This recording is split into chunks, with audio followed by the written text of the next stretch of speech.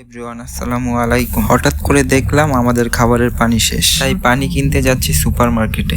মূলত দুবাইতে পানি কিনেই খেতে হয়।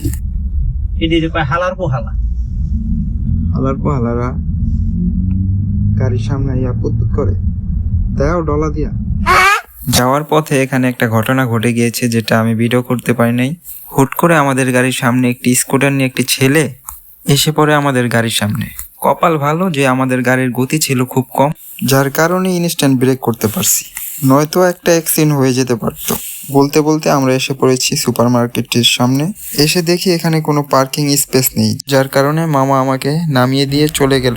মূলত এই মার্কেটটির সামনে পার্কিং খুব কমই পাওয়া যায়। এটার পিছনে একটি কারণ আছে, যারা দুবাইতে থাকে তারাই বুঝবে। এই মার্কেটটি হচ্ছে একটি ডিসকাউন্ট মার্কেট। এই মার্কেটটিতে সবসময় ডিসকাউন্ট থাকে, যার কারণে মানুষ আসে বেশি, তাই পার্কিং এর জায়গা খুব কম খালি থাকে। চলেন আপনাদেরকে দেখাই এই মার্কেটটিতে কতটা ডিসকাউন্ট থাকে।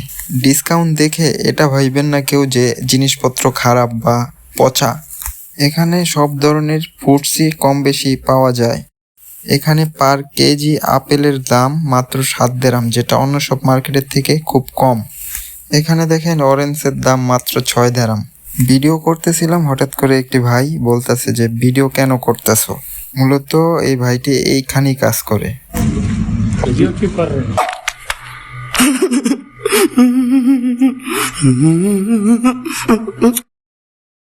যাই হোক, সে এখানে কাজ করে, সে জিজ্ঞাসা করতেই পারে ভিডিও কেন করতেছি। আমি তাকে জিজ্ঞাসা করলাম যে ভাই, এখানে ভিডিও করা কি নিষেধ নাকি? সে বলল না ভাই, ভিডিও করা নিষেধ না। আমি ভাবছি আপনি আমার ভিডিও করতেছেন, কারণ এই লোকটি এই মার্কেটটিতে পার্ট টাইম জব করতেছে, তার কোম্পানি মূলত অন্য।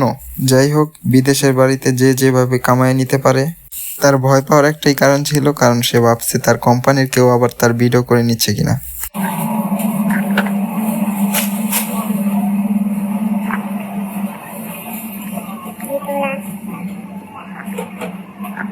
এই মার্কেটটিতে যত জিনিসপত্র দেখতেছেন, মূলত এই জিনিসপত্র বেশিরভাগই নন ব্র্যান্ডের। মূলত এই মার্কেটটিতে ডিসকাউন্ট দেওয়ার কারণ হচ্ছে যেই সব নতুন নতুন কোম্পানি তাদের পণ্য মার্কেটে আনতে চাচ্ছে, কারণ তাদের পণ্য তো মানুষ চিনে না। কারণ নতুন নতুন কোম্পানি, নতুন নতুন ব্র্যান্ড, ডিসকাউন্ট দিলে মানুষ কিনবে বেশি।